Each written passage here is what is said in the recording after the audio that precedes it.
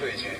সামিয়া জামান পরিচালিত রানী কুঠির বাকি ইতিহাস ছবিতে ভালোবাসার এমন প্রকাশ ঘটেছে সামিনা চৌধুরী ও আসিফের গাওয়া আমার মাঝে এখন আমি তো নেই।